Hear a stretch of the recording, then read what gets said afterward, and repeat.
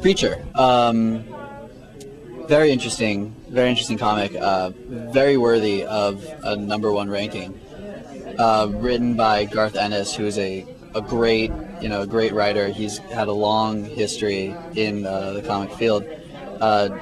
He, his stuff is very it's very I don't want to sound like an idiot or a kind of like a jerk, a smarmy butthead, but it's very postmodern in a way.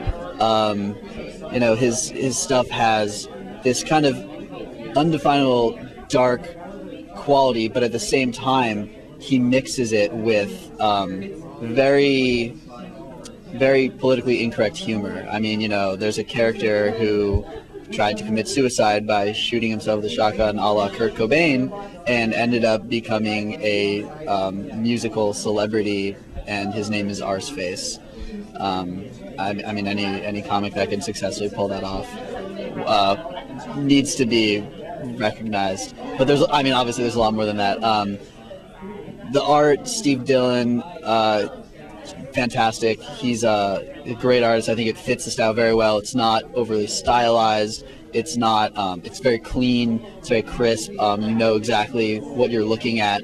But he also has the ability to make great large panels, splash pages, and do fantastic things. I think they work well together. It's a really interesting story. It's very unique. I could never, think it up on my own.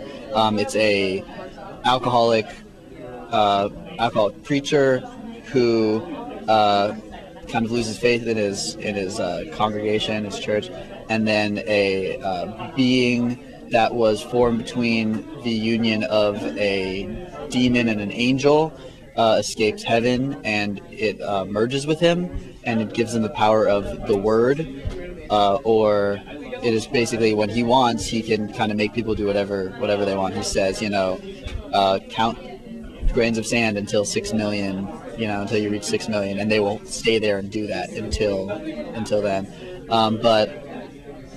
So anyways, he gets his power, and he goes on this search for God, who has vacated his throne in heaven, and he essentially this preacher, his name's Jesse Custer, or JC. It's got obvious undertones. He's really just going on a search for God, not to answer his own questions, but to make God accountable. And I think there's a lot of depth there. There's a lot you can draw from that. There's a lot of themes within that you can extrapolate. This isn't like a typical journey structure where somebody finds himself.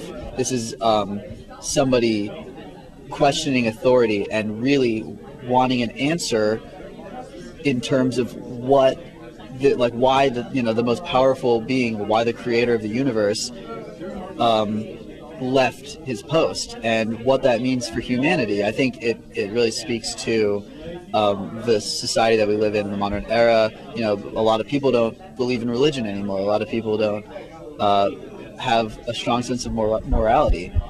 And this preacher, this Jesse Custer, is going on a search to kind of reclaim this lost American morality. It's interesting to note that Garth Ennis, the writer, is Irish. He's an Irish guy, and this is kind of, I think, his take on this classical American story. I mean, he's kind of Jesse Custer is a cowboy of sorts. There's a lot of imagery of him riding on horses. In the desert, he wears cowboy boots. He wears a cowboy hat. He is great with a 6-shooter, and it's kind of this weird backdrop for this mythology of the cowboy.